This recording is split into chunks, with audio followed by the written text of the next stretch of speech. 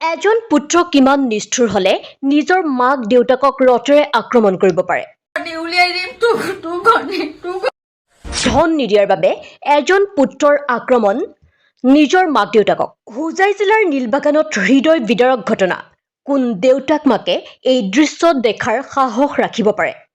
হয়, তেনে এক হৃদয় বিদাৰক মানৱতাহীন ঘটনাই সংঘটিত হৈছে হোজাই জিলাৰ নীলবাগানত। পবাৰক বস্তিৰ মইনুল হকৰ দুই কুলাংগাৰ পুত্ৰ ক্ৰমে মইজুল ইছলাম আৰু ছয়দুল ইছলামে যোৱা 20 তাৰিখে হাতত ৰথ লৈ মইনুল হকক আৰু তেওঁৰ পত্নীক প্ৰাণে মৰাৰ চেষ্টা চলায়। মইনুল হকে কোৱা মতে আৰু 30 লাখ টকা নিদিলে যিকোনো সময়তে মাৰি পেলাব বুলি হুংকাৰ প্ৰদান কৰিছে দুই পুত্ৰই।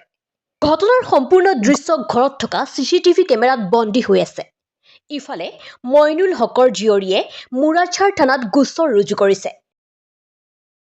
যেটো কৰিছে এতিয়া মই ৰাস্তা ঘাট মছজিদত যোৱাটো ভয় লাগিছে। কোন মুহূৰ্তত মোক ৰাস্তাত মাৰিব, বাটাম দি মাৰে, ৰড দি মাৰিব, এইটো সিহঁতে গাই গাই ফুৰিছে। মানুহে ৰাস্তা ঘাটে আমাক কৈ আছে। মইনুল হক, মই হলো সিহঁতৰ দেউতা আৰু ভতিজা এটা আছে আব্দুল্লুৰ ৰহমান, আৰু তাৰ বাপেকক সেই আব্দুল্লুৰ ৰহমানে জন কৰিছে আমাৰ দুটাক তাৰ বাপেকক মাৰাৰ কৰিবৰ কাৰণে। কমৰুল হকক, মহিদুল ইছলাম, ছহিদুল ইছলাম, আব্দুল্লুৰ ৰহমান আৰু মেহবুবা বেগম হল বোৱাৰীটো চব সঁচাই মিছাই ল'ৰাবিলাকক লগাই সিহঁতে নুসুধে কাকো, একদম দা লাঠি খুব লেজা লৈ দৌৰি পেলাই মোৰ ঘৰত আহে। গাঁওখনত মোৰ ছোৱালীজনীয়ে গৈ হেজাৰ দিলে। হেজাৰ দিয়াৰ পিছতো আমি 2 দিন গলো। ইয়াৰ পিছতো ফোনো কৰিলো আৰু কেইবাবাৰ, আহি আছো যাম। ছাৰক মই অনুৰোধ কৰিছো, ইমান অনুৰোধ যে ধৰক কালি ভৰিত ধৰিবলৈ বাকী যে অনুৰোধ কৰিছো যে আমাৰ CC ফুটেজটো চাওক, মোৰ ঘৰত কুৰুক্ষেত্ৰ যুদ্ধ হৈছে। আপুনি এবাৰ CCটো চালেই গম পাব কোন মুহূৰ্তত সিহঁতে মাৰাৰ কৰিব ঠিক নাই। বোৱাৰীজনীয়ে দা চা বনাই লৈ আহিছে, আনি পেলাই ৰছী আনিছে, ৰছী দি নাৰিকল গছত বান্ধিব আৰু সি দাখন ধাৰ দিছে। ধাৰ দিলত মই চিঞৰি বাখৰি কৈছো, দৌৰাৰ পিছত কৈছে ক'ত যাবি, টুকা কৰি ভিতৰত সোমোৱাম। বন্দনা কলি তাক যেনেকে কৈছে তোকো তেনেকে কৰিম। পিছত মই দৌৰি সি ঘৰত ফাটিমাক কৈছো যে জল্দি আহি পেলাই ধৰি ল।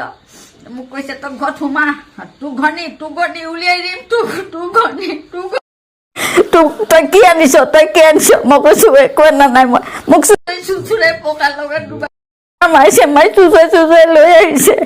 আকৌ লেণ্ডাৰ লৈ পেলাই কৈছে বেছি মাত নেমাতিবি, চেচ কৰি দিম। তোৰ কোনোবা আছে নি কৈছে, মতাটো কেনি যাবি। থানাতো গৈছো, থানাই মহিদুল ইছলাম, ছহিদুল ইছলাম, আফজল হক, মেহবুবা বেগম মাৰিব। আমার মা বাবার কারণে আমি আইসি, আমার বাড়িও একলা, আমি বিধবা মহিলা। তারা শহীদুল ইসলাম, মহিদুল ইসলাম, আফজলুর রহমান, মেহবুবা বেগমে কইছে আমার মা বাপ কাটিত। ওটা লাগে আমার এখন ন্যায় লাগে, ন্যায় জানাই আমরা ন্যায় লাগে। আমি অনুরোধ চাই আর আমরা এখন ন্যায় লাগে। আরে বাপরে মার বা তারা জবি তৈতরা, তারা মানুষ কইয়া তৈতরা। এখন আমরা জানোর ডর হয়েছে, মা বাপ একলা, সিরিফ একলা, তখন বুড়া মানুষ, এখন ডর হয়েছে। এখন আমরা ন্যায় লাগে, বিচার হয়ে যাবে। মারি মা বাপ মাঝে সাথে 30-40 হাজার লাগে।